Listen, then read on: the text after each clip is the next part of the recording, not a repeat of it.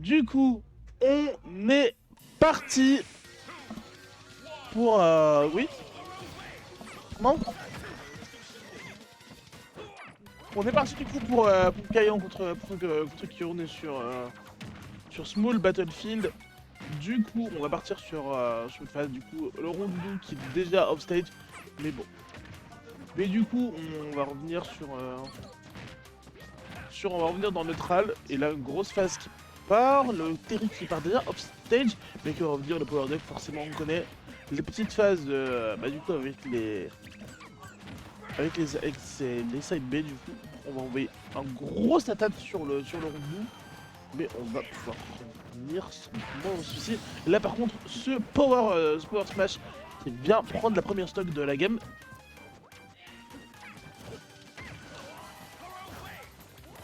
Non, là va falloir un petit peu genre d'un battleship.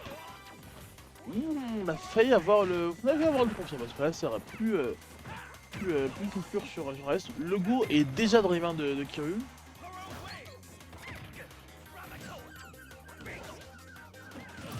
Et là, on va devoir considérer la stock parce que forcément, Terry ça revient pas de très haut.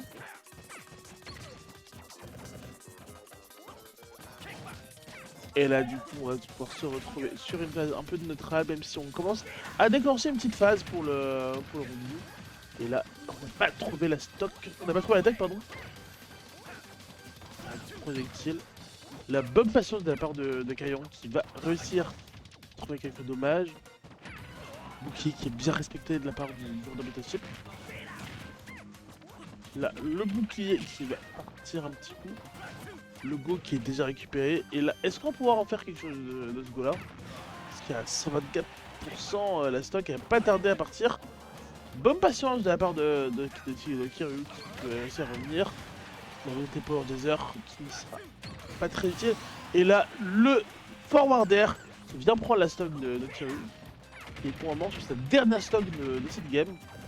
Une game de qualification pour le top 8 du coup. Et là, la berceuse, une tout... Non, on a voulu tenter le reste, mais le reste qui ne viendra pas là-dessus. Là, à chaque fois, les coups qui déconnectent de Kiryu, un peu frustrant.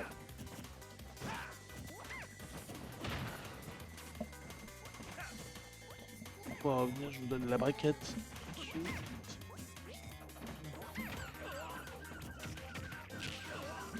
On récupère le go, on a plus que ça pour revenir dans la game pour Kiryu, mais est-ce qu'on peut revenir au très joli météore qui a été trouvé? Ouais, vas-y. Très joli météore qui peut venir. Pour aider le TR à revenir, même si c'est 136%, est-ce qu'on va pouvoir en faire un truc de ce go là? Parce que, bah...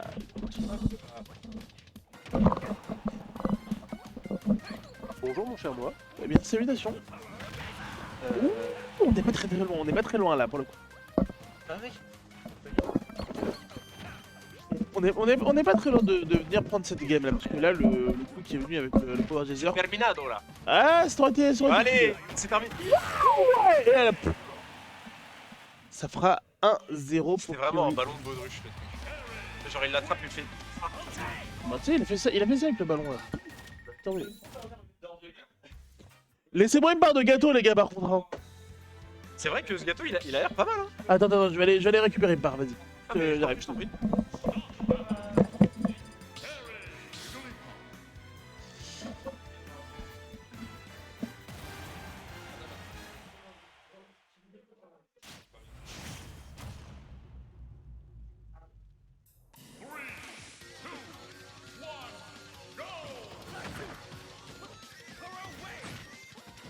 Allez, let's go.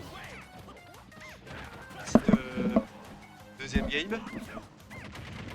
Donc 1-0 pour Kiryu. Ce qui est assez étonnant hein, parce que finalement Kayan possède un niveau relativement expérimenté à Super Smash Bros. Et puis Rondoudou, surtout contre Terry, tu vois.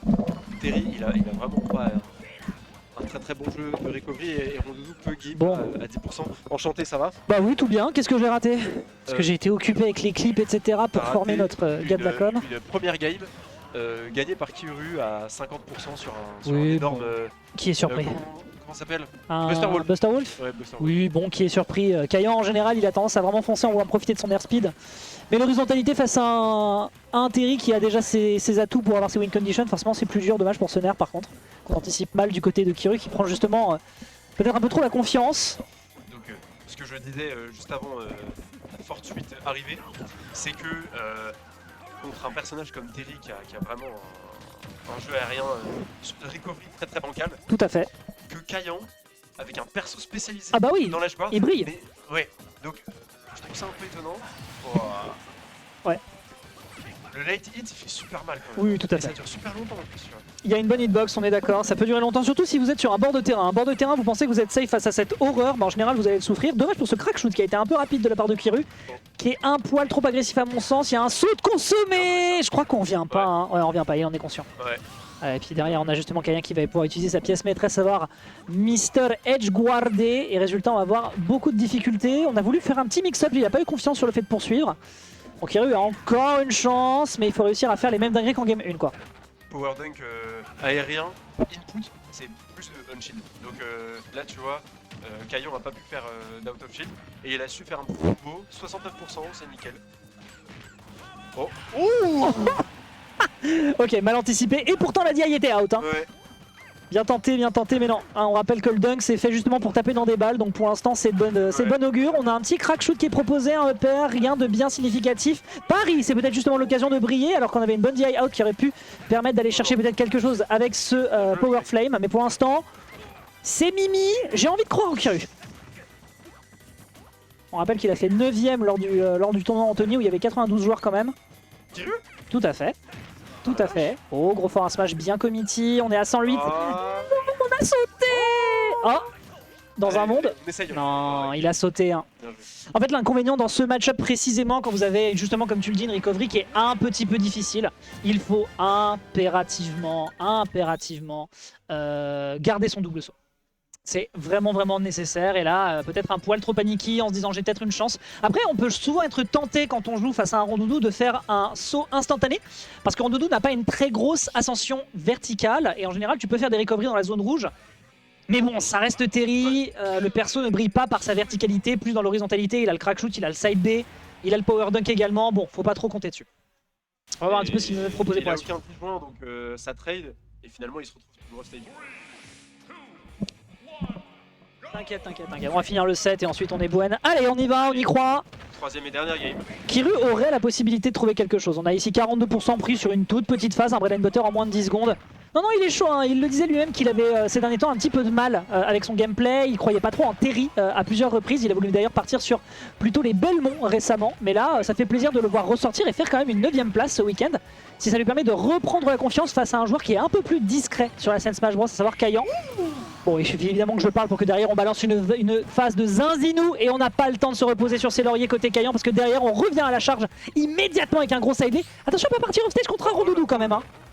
Ouais. Il croit pas en Terry, mais nous on croit en lui. Bah oui. Finalement, c'est ça la solution. Quel dommage. Il y avait vraiment une punish à aller chercher sur ce side B. Il faudrait chercher un petit anti-air quand même. Up B. Ouais, terminé. Oh, on est d'accord. D'accord. C'est vraiment dingue, surtout contre Rondoudou, tu vois. C'est. Il est frame combien le jab de Terry? Il est peut-être frame. Oh, ça doit pas être des plus rapides. Hein. Ouais, 4-5 peut-être. Ouais, un truc dans le style certainement. Faudra, si les gens dans le chat ont l'info. Un kill confirme aussi rapide. Ouais, dis-moi. Frame 3. Frame 3, ok, bon ça va, c'est plutôt fast. Un kill confirme frame 3 contre un perso comme Rondoudou. Oui. Tu meurs vraiment. Ne saute pas, il a sauté. J'ai vu le saut, je l'ai vu, le vilain saut au moment où l'adversaire a voulu lui foncer dessus avec un wall of pain, alors que c'était les parfaits pourcentages. Ça arrive, hein, contre Rondoudou. Faut pas paniquer. C'est fatal contre Rondoudou. Faut pas paniquer, l'air dodge est ta meilleure réponse, surtout dans ce type de match-up en étant out, tu peux pas trop te permettre de le faire, on tourne un peu autour, tu as le choix, tu n'as pas le choix. Ok, très bonne, on l'anticipait bien du côté adverse, mais le pari qui aide avec derrière la spot, est-ce qu'on peut trouver un EB? Oula. Ouh là. Ne saute pas, je t'en supplie. Bah ouais, mais Il a EB. il saute pas, Et il mais à va un moment. tomber comme une quille, malheureusement, avec un adversaire qui lui a mis la pression de bout en bout. Bravo quand même, hein. C'était honorable. Il y a eu une très belle première game, mais